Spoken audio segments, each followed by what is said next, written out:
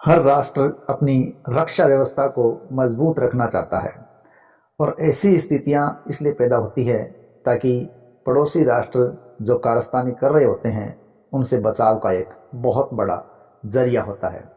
तो ऐसी ही स्थिति या डिफेंस सिस्टम में भारत भी लगातार आगे बढ़ रहा है।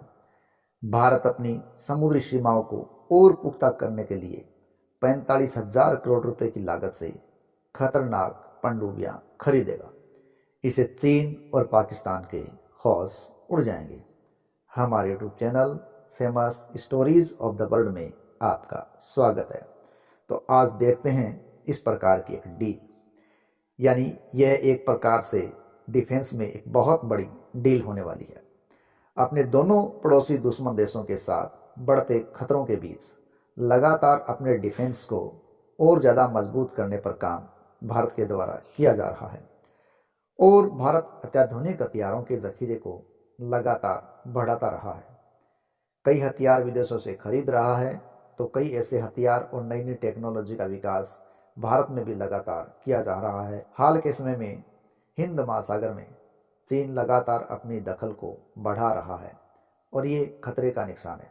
ऐसे में चीन के खतरे से निपटने के लिए भारत के लिए भी डिफेंस मजबूत करना जरूरी है और इसके लिए भारत ने एक बड़ी डील की ओर कदम बढ़ाया है। यह डील खतरनाक पनडुब्बियों की है। 45,000 करोड़ रुपए की पनडुब्बियों की इस डील से चीन और पाकिस्तान को एक बड़ा झटका लगने वाला है। भारत अपनी समुद्री सीमाओं का पहरा बढ़ाने और समुद्री ताकत में वृद्धि करने के उद्देश्य से 45,000 करोड़ रुपए की बड़ी राशि की किलर पनडुब्बियां खरीदेगा और इसके लिए भारत सरकार को यूरोपीय देश जर्मनी ने एक बड़ा ऑफर भी दे दिया है। जर्मन सरकार ने भारत को ऑफर दिया है कि दोनों सरकारों के बीच 6 अत्याधुनिक पनडुब्बी खरीदने का सौदा किया जाए। भारत और जर्मनी के बीच इस बड़े सौदे को लेकर बातचीत भी हुई है। जर्मनी के साथ एक और यूरोपीय देश स्पेन भी भारत को पनडुब्बियां बेचना चाहता है। ये पनडुब्बियां AIP से लेस हैं और लंबे समय तक समुद्र के अंदर छिपी रहती है। देखो, पनडुब्बियों में AIP क्या होता है। AIP का मतलब होता है वायु स्वतंत्र प्रणोदन, या यूं कहें वायु स्वतंत्र शक्ति। कोई भी समुद्री प्रणोदन तकनीक है जो एक गैर परमाणु पनडुब्बी को वायुमंडलीय ऑक्सीजन तक पहुंच के बिना संचालित करने की अनुमति देता है, यानी उसको सतह पर आए बिना ही संचालित करने की अनुमति दे देता है।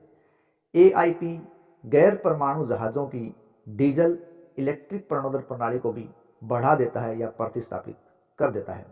अगर यूं कहें कि AIP को आमतौर पर एक सहायक स्रोत के रूप में लागू किया जाता है जिसमें पारंपरिक डीजल सतह प्रणोदन को संभालता है और ऐसी अधिकांश प्रणालियां बिजली पैदा करती है जो बदले में प्रणोदन के लिए एक इलेक्ट्रिक मोटर चलाती है और मोटर चलाती है तो नाव की बैटरी को रिचार्ज करती है। तो ये है पनडुब्बी की AI तकनीक और ये पनडुब्बी लंबे समय तक समुद्र के अंदर छिपी रहने की क्षमता में बनी रहेगी।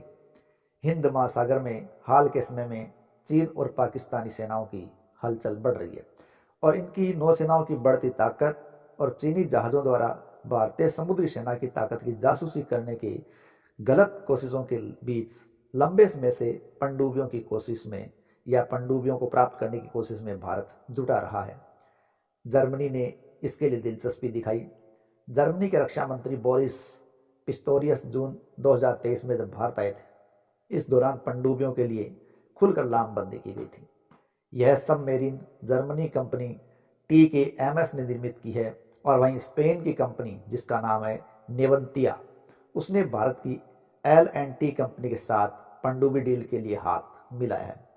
जर्मनी के रक्षा मंत्री ने कहा है कि यह सबमरीन डील दोनों देशों के बीच शानदार परियोजना हो सकती है और तकनीक रूप से केवल जर्मनी और स्पेन की ही पनडुब्बियां भारत के लिए प्रोजेक्ट P75L के योग्य पाई गई हैं।